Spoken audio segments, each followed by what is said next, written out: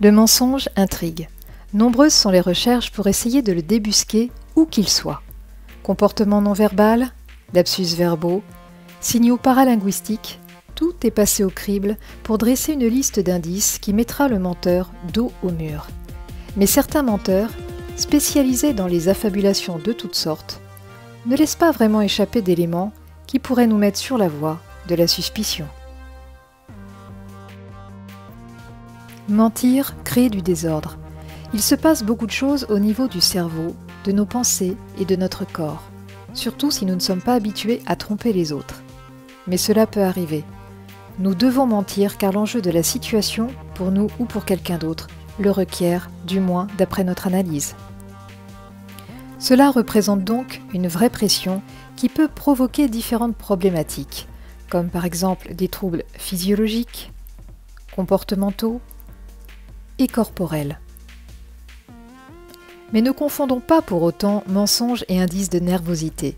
Ces derniers peuvent s'expliquer par la crainte de ne pas être cru ou encore parce que l'interlocuteur qui pose des questions met mal à l'aise.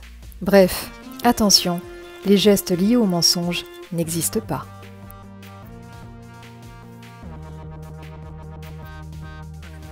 Lors d'un mensonge, il peut y avoir ce que l'on appelle une surcharge cognitive.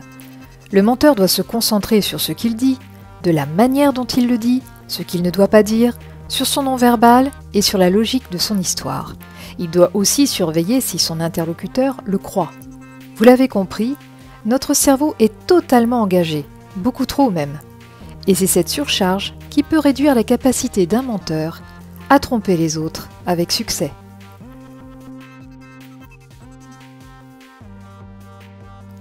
Les bons menteurs ne montrent pas forcément d'indices physiologiques et non-verbaux. Ils savent parfaitement dissiper ces excès de gêne pour ne pas attirer l'attention sur leur tromperie. Tout simplement parce qu'ils ne sont pas gênés par le fait de mentir.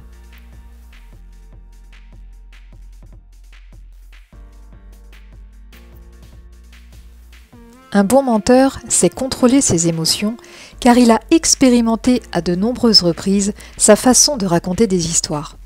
Pour lui, inventer est une seconde nature. Il a appris à jongler avec tout ce qui est nécessaire à la construction d'un mensonge crédible. Il éprouve même du plaisir à tromper les autres.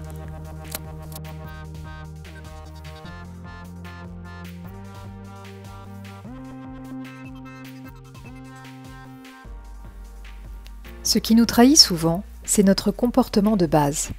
Nos proches le connaissent bien, puisqu'ils ont l'habitude de voir comment nous nous comportons dans différentes situations.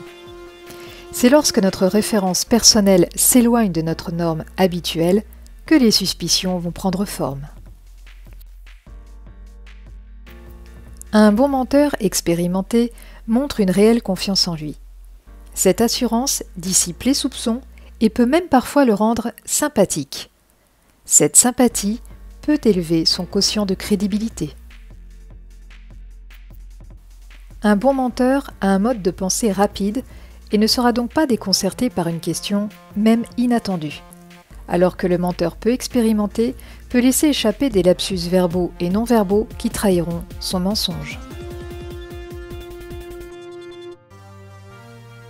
Le menteur expérimenté maîtrise ce mode de pensée rapide car il a de la pratique. Son profil montre souvent un individu qui a de grandes compétences sociales.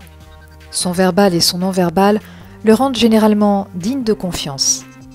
Le succès de ces tromperies vient aussi du fait que c'est un menteur qui est très motivé à mentir et à manipuler les autres tout en faisant bonne impression, du moins au début.